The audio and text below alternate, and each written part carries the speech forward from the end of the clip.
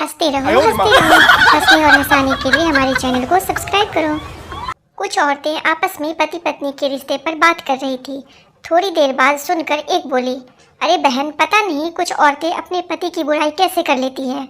अब मेरे वाले को देख लो, अकल के नाम का एक पैसा उसके पास नहीं, शकल राम ने दी नहीं, रंग ऐसा जैसे पैदा होते ही भट्टी में डालकर किसी ने भून दिया हो। और कंजूस तो इतना कि कच्छे भी सेकंड हैंड खरीद के पहनता है। खर्राटे इतने मारता है कि दिल करता है सोते ही नाक में मिट्टी का तेल डालकर आग लगा दूं। पर बहन मजाल है जो आज तक मैंने उसकी बुराई की हो। जैसा भी है, मेरा तो देवता है, मैं तो कभी नहीं करती उसकी बुराई। हरियाणा में एक दामाद सर्दियों के दिनों में अपने ससुराल गया। उसकी पत्नी का नाम था दामू और उसकी साली का नाम था बदामू। तो उस गांव में रिवाज ये था कि दामाद अपनी पत्नी से मिलना तो दूर, आमने सामने देख भी नहीं सकता था। तो दामाद ने इशारे में 2 पंक्तियां कही कि उड़ता पंछी बोल रिया से, अब की पाला खूब पड़ेगा, 2 जन मिलके सोते रहियो, नहीं ते एक जरूर मरेगा। सास समझ गई कि दामाद क्या इशारा कर रहा है, तो उसने भी जवाब दिया, दामू संग बदामू सोवेगी और तेरे संग तेरा साला, मैं बुढ़े संग पड़ी रहूंगी के कर लेगा पाला।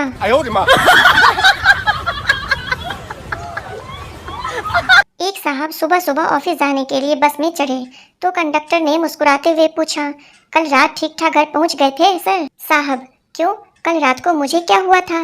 कंडक्टर, टुन्न थे आप? साहब गुस्से से, ये तुम कैसे कह सकते हो, मैंने तो तुमसे बात तक नहीं की थी। कंडक्टर, ऐसा है सर जी, कल जब आप बस में बैठे हुए थे तो एक मैडम बस में चढ़ी थी और आपने उठकर उन्हें सीट ऑफर की थी।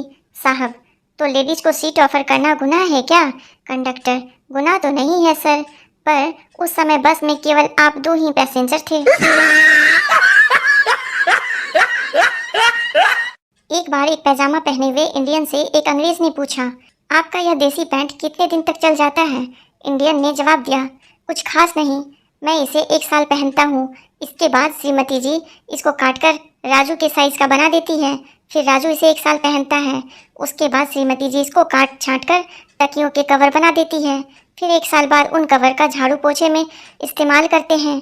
अंग्रेज बोला, फिर फेंक देते होगे? इंडियन ने फिर कहा, नहीं नहीं, इसके बाद 6 महीने तक मैं इससे अपने जूते साफ करता हूँ और अगले 6 महीने तक बाइक का साइलेंसर चमकाता हूँ, बाद में उसे हाथ से बनाई जाने वाली गेंद में काम लेते हैं और अंत में कोयले की सिगड़ी यानी चूल्हा सुलगाने के काम में लेते हैं और चूल्हे की राख बर्तन मांजने के काम में लेते हैं।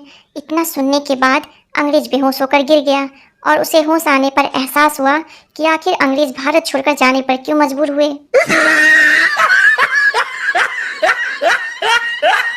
एक आदमी अस्पताल में आखिरी सांसें गिन रहा था।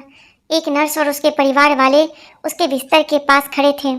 आदमी अपने बड़े बेटे से बोला, बेटा तू मेरे मिलेनियम सिटी वाले 15 बंगले ले ले, बेटी तू सोनीपत सेक्टर 14 के बंगले ले ले। छोटे बेटे से बोला, तू सबसे छोटा है और मुझे सबसे ज़्यादा प्यारा भी है, इसलिए तुझे मैं ग्रीन पार्क की 20 दुकानें देता हूँ। आखिर में आदमी अपनी पत्नी से बोला, मेरे बाद तुम्हें पैसों के लिए किसी का मुंह ना ताकना पड़े, इसलिए DLF वाले 12 फ्लैट तुम अपने पास रख लो। पास में खड़ी नर्स यह सब सुनकर आदमी की पत्नी से बोली, आप बहुत भाग्यशाली हैं कि आपको इतने अमीर पति मिले जो इतनी सारी जायदाद देकर जा रहे हैं। आदमी की पत्नी, कौन अमीर, कैसी जायदाद? अरे ये पेपर वाला है, हम सबको सुबह सुबह पेपर डालने की जिम्मेदारियां बांट रहे हैं। नर्स आज तक कोमा में है।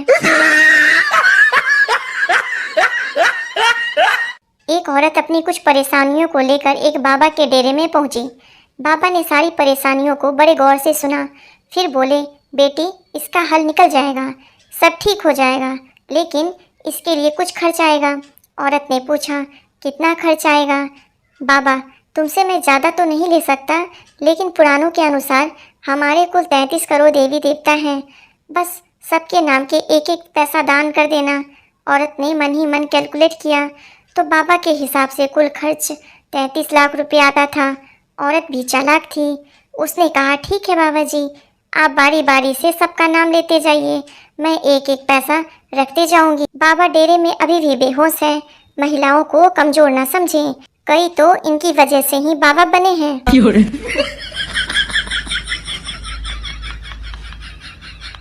एक औरत अपने आशिक के साथ घूम रही थी। इतने में उसका पति आ गया और उसके आशिक को पीटने लगा। औरत, मार साले को, अपनी बीवी को घुमाते नहीं, दूसरों की बीवी को घुमाने ले आते हैं। इतने में आशिक को जोश आया और वो उसके पति को पीटने लगा। औरत, मार साले को, ना खुद घुमाने ले जाता है और ना किसी को घुमाने देता है। महिला ने शिव जी को प्रसन्न किया। शिव जी, मैं प्रसन्न हूँ, एक वरदान मांगो। महिला, मुझे 3 चाहिए। शिव जी, दिया, पर एक शर्त पर। तुम्हें जो दूंगा उसके 10 गुना मैं तुम्हारी सास को दूंगा। शिव जी को लगा वह महिला आनाकानी करेगी, पर महिला, चलेगा। पहला वरदान, मुझे भरपूर संपत्ति दे।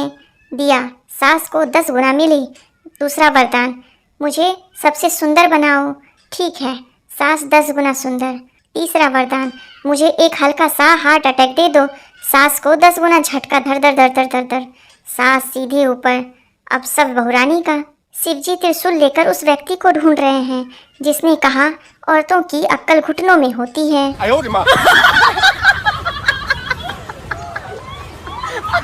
राम कथा चल रही थी। अचानक माइक पर अनाउंसमेंट हुआ, भाई पवन अरोड़ा जी जहाँ कहीं भी हो तुरंत घर पहुँचे। वंदना भाभी उनका घर पर इंतजार कर रही है। राम कथा सुन रहे भाई पवन अरोड़ा तत्काल उठकर खड़े हुए और उठकर घर जाने लगे। तभी महिलाओं में बैठी वंदना भाभी चिल्लाई, अरे बैठो बैठो, राम कथा सुनो। मैंने तो खाली चेक करने के लिए अनाउंसमेंट करवाया था कि राम कथा ही सुनने गए हो या कहीं और। बहू रोई जा रही थी। सास ने पुचकारते हुए पूछा, क्यों बेटी, क्यों रो रही हो? बहू, क्या मैं चुड़ैल जैसी दिखती हूँ? सास, नहीं, बिल्कुल नहीं। बहू, क्या मेरी आंखें में ढकी की तरह है? सास, नहीं तो।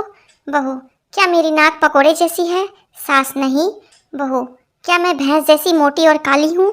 सास, नहीं बेटी, बिल्कुल नहीं। बहू, फिर सारे मोहल्ले के लोग क्यों कहते फिरते हैं कि तू तो अपनी सास जैसी दिखती है? पति का बीवी से झगड़ा हुआ। बीवी मायके चली गई यह कहकर अब वापस कभी नहीं आएगी। 2 दिन बाद पति ने फ़ोन करके कहा, जानू, मुझसे गलती हो गई, मुझे माफ़ कर दो और घर लौटाओ। नहीं, तुमने मेरा दिल तोड़ दिया, मैं नहीं आऊँगी। अरे, दिल वापस जोड़ लो, आ जाओ। बीवी ने पूछा, तुम्हारे करीब में कोई गिलास है? पति ने कहा, हाँ है। बीवी, उसे जोर से ज़मीन पर पटको। भाई ने वैसे ही किया, गिलास को जोर से ज़मीन पर दे मारा। बीवी बोली, अब उस टूटे हुए गिलास के हजारों टुकड़ों को तुम दोबारा जोड़ सकते हो?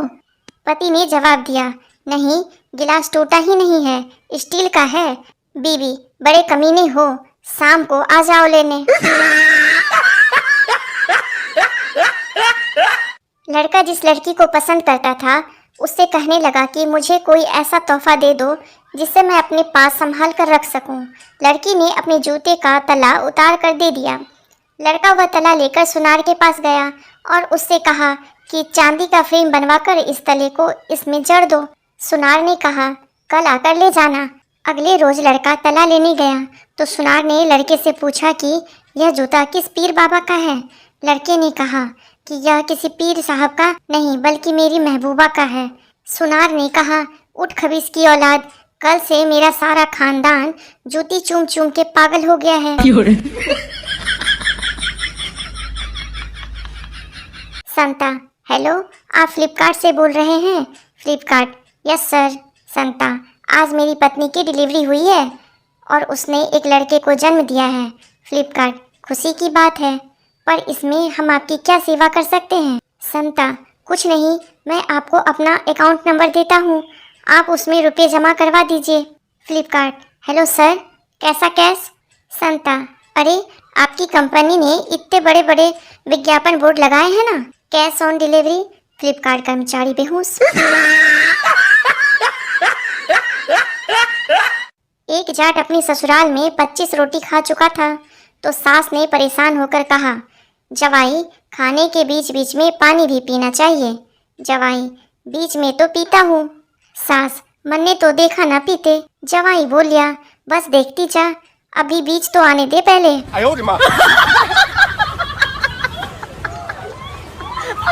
बीवी ने पेंटर से अपना पेंटिंग बनवाया।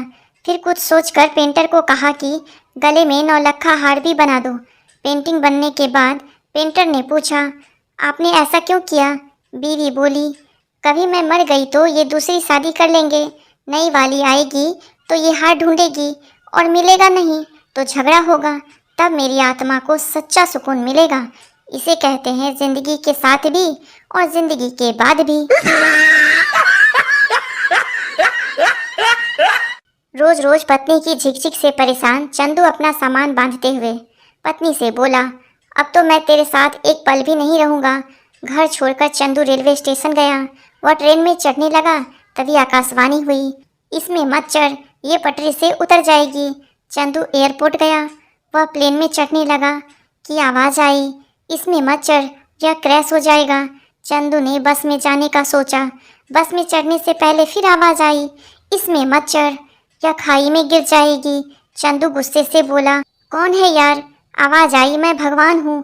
चंदू रोते हुए बोला, प्रभु, जब मैं घोड़ी चढ़ रहा था तब आपका गला बैठ गया था क्या? कल पापा ने मुझे बिजली बिल के रुपए दिए, लेकिन मैंने उस पैसे को लॉटरी में लगा दिए। फिर घर आया तो पापा ने पूछा कि बिल भर दिया, तो मैंने डरते हुए पापा को बता दिया कि मैंने पैसे लॉटरी में लगा दिए, हम लॉटरी में गाड़ी जीत सकते हैं। पापा ने बहुत मारा, लेकिन जब पापा ने अगले दिन सुबह दरवाज़ा खोला तो सामने एक नई महिंद्रा बोलेरो गाड़ी खड़ी थी। सबकी आंखों में आंसू थे, सबसे ज़्यादा मेरे थे, क्योंकि वो गाड़ी बिजली विभाग से थी। वो घर की बिजली काटने आए थे। पापा ने फिर बहुत मारा। टीचर, बस में ड्राइवर और कंडक्टर में क्या फ़र्क होता है? स्टूडेंट, कंडक्टर अगर सो जाए तो किसी का टिकट नहीं कटेगा, और ड्राइवर अगर सो जाए तो सबका टिकट कट जाएगा।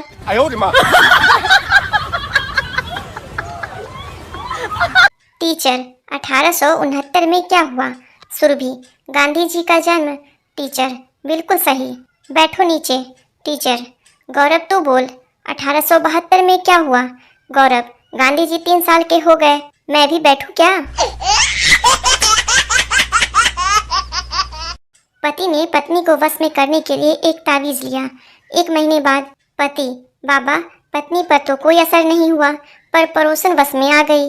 बाबा, चलो इफेक्ट ना सही, साइड इफेक्ट तो हुआ।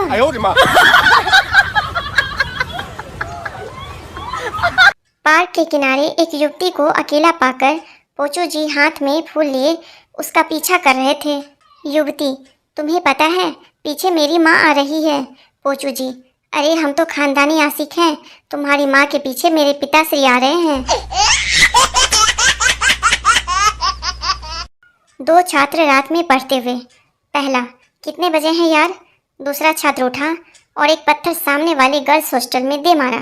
उधर से एक लड़की बाहर आई और बोली, कमीनों, अब तो सो जाओ, रात के 2 बज रहे हैं।